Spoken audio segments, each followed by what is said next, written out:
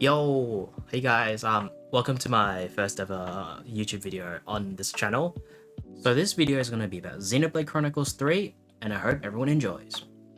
So, like all games, we first started off by deciding our difficulty being easy, normal, or hard, and I let you guys choose, and of course, in the end, you guys chose hard, because you guys just wanted to bully me. 2 on hard? Guys, who else is hard other than Nemi right now? Come on, guys. Fess up, who else is hard right now? You got this on hard mode, Puddle, top tier gamer? Alright, let's pray, guys. I'm praying. Well, as the game started, we kinda had some issues occur.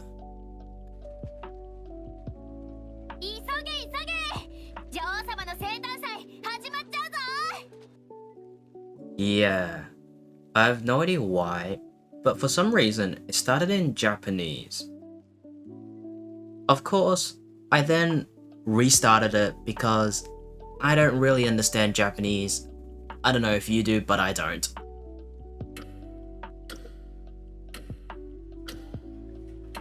So at the start of the game, we see a large clock, and basically, it's to signify what's to come next.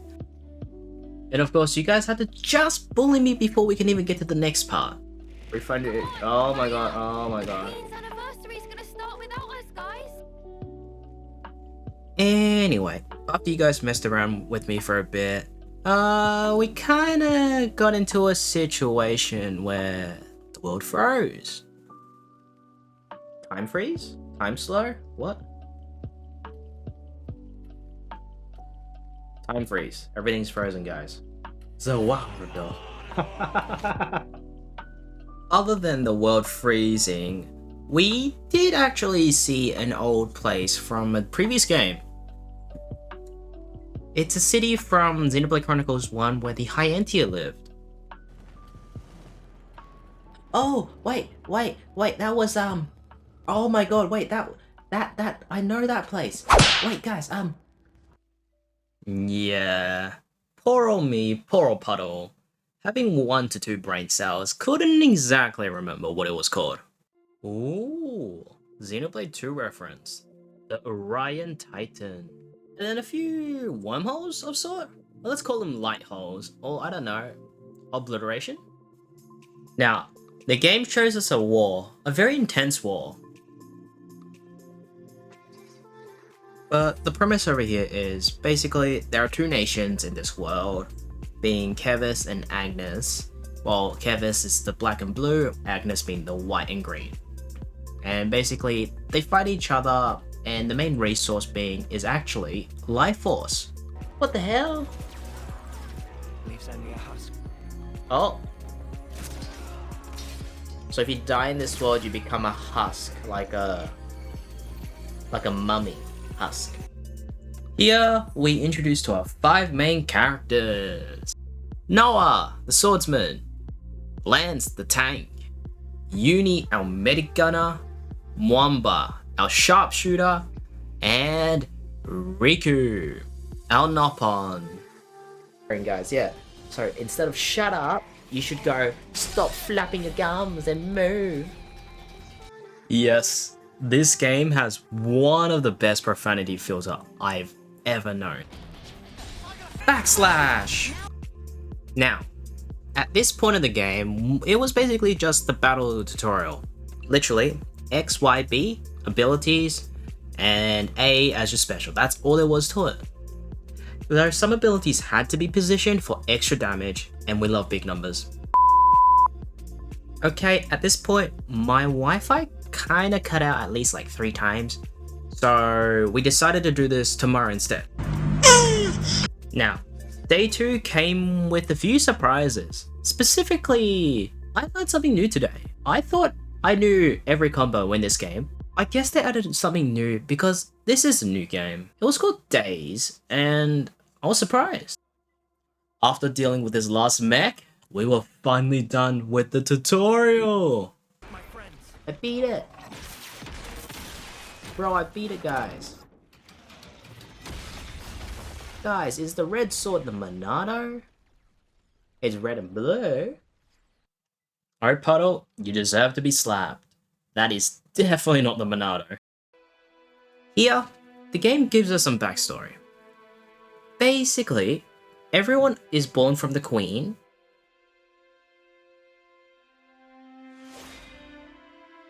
and they are born in these pods. And in these pods, they don't start as like babies, they are born as children. Now here, we get a cutscene of our main characters as children.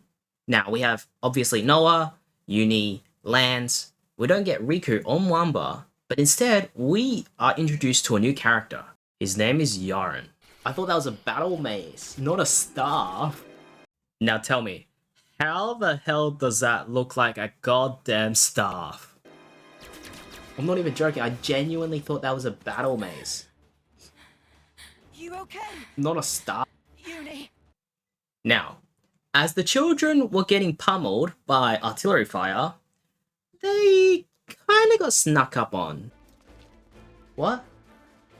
Yeah, they kinda lost the fight because of that. Thinking, Lance. You should have done that much sooner.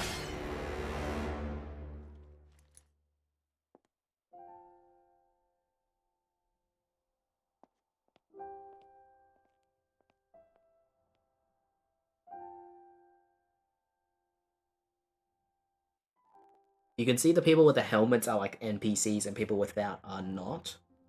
It's so obvious. Whoa! Now, the original plan was obviously to win the fight, but since they lost, they kinda lost their surprise gift for Noah, as it turned out to be his birthday. Lance was pretty fired up too, weren't ya? Now here, we learn that actually every soldier has 10 years to live. It's like literally their lifespan limit. They can't go over 10 years, and as soon as they hit 10 years, they hold a ritual and kind of disintegrate.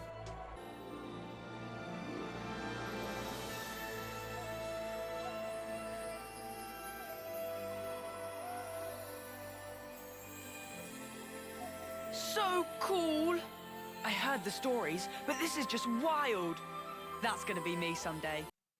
Yeah, so it turns out people in this world kind of want to hit their 10-year limit and die? Turn to the Queen's embrace, carrying out 10 years of service fighting.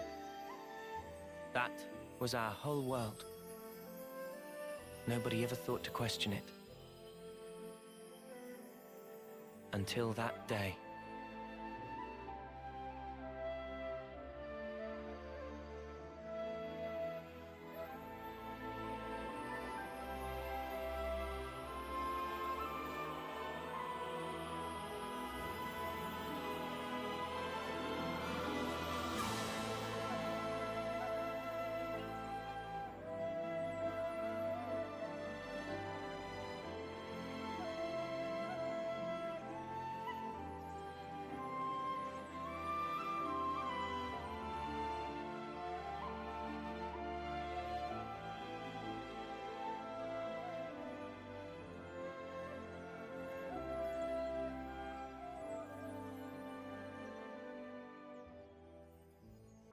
So, once we basically sent everyone off, it was game time!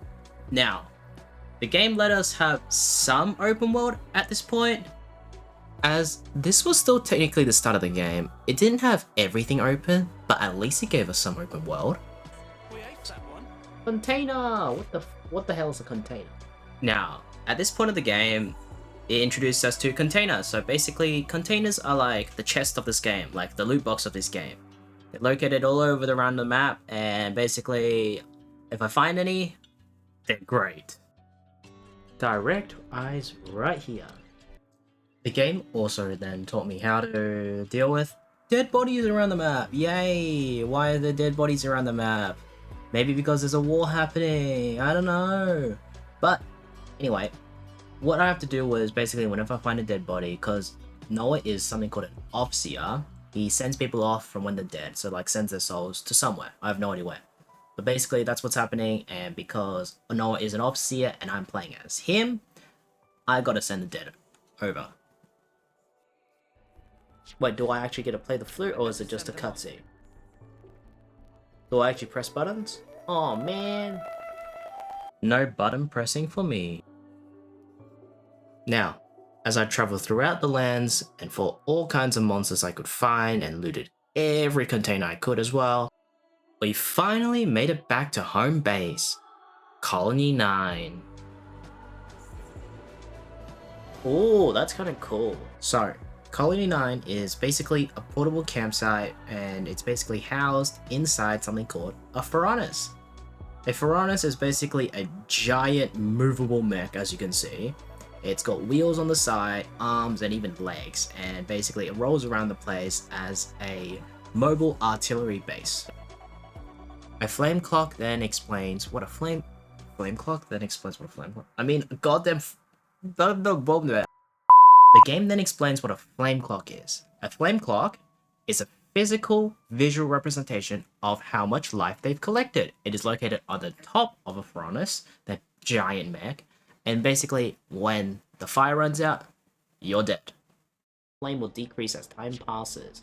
The stats will increase as the flame clock gauge fills up, so try to keep the gauge filled up as much as... Ignore the second effect, as it's not necessary, and you'll find out why soon. And after a long exploration, we get to the bathhouse scene. Alright, I expect a bath cutscene.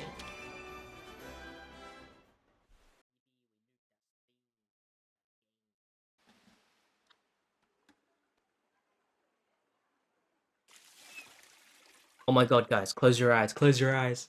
Close your eyes, guys. Close your eyes. You're not allowed to look, guys. You're not allowed to look. You're not allowed to look.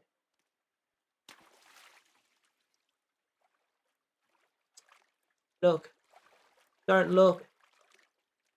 Don't look.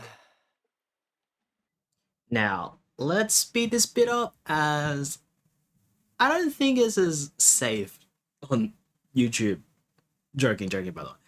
Now, this scene is about Lance, mainly. Well, it goes on about how Lance never got to say sorry from the previous cutscene we saw. Do you remember it? Hey, what? He'll apologize, right? Might do, might not. So after hitting the sack to get some good old rest, we were then awoken by a really loud and an annoying alarm. That sound.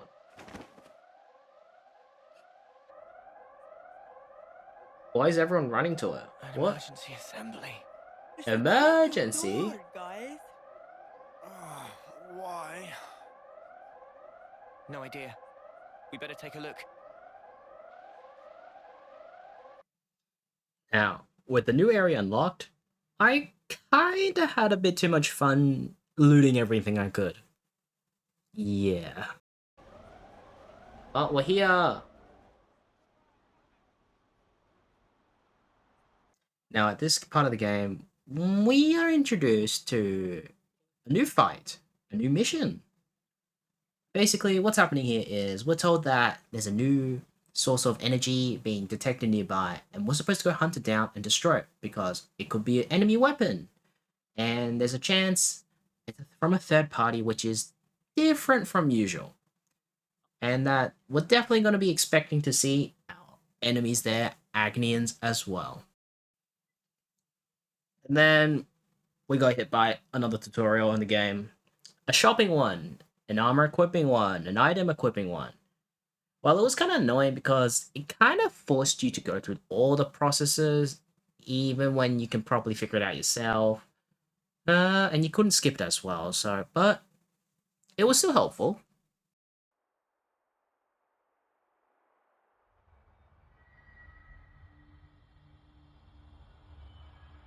Hey.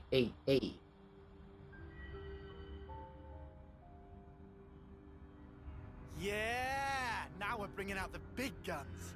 Big guns, guys. We're bringing on the big guns. Also, let me hydrate, because I didn't hydrate yet. What's up? Our rank, it is copper, right? Talking about colony ranks. I mean, we did win big yesterday. It'll only be a matter of time before we make iron. That'll be it. Plenty of ranks. Yeah, I don't know about that. What are you on about? Looks like they're rolling out silver rank for this operation. Silver? Silver What the hell? What? What would they be doing here? Okay, for those who are confused at this point, every colony has a rank. They go from dirt, tin, bronze, iron, silver, gold. I think something like that. But gold is like the one everyone is trying to get, and it's like the dream for everyone.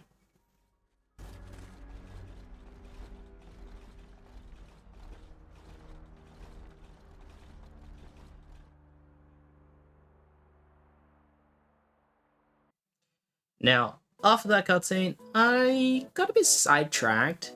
I guess technically not at the same time. Well, what I did was I went exploring everywhere I could. I also went hunting everything I could because certain few people, when I was playing this game, decided I should play on hard mode, meaning every other upcoming fight I have will be much harder if I am not grinded enough.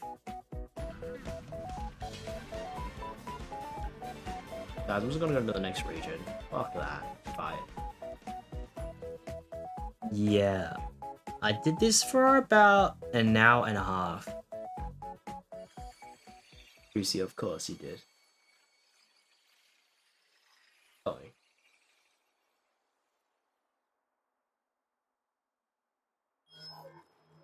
Oh my, going to our clock. This all we're getting? Gonna need something a bit more meaty about now.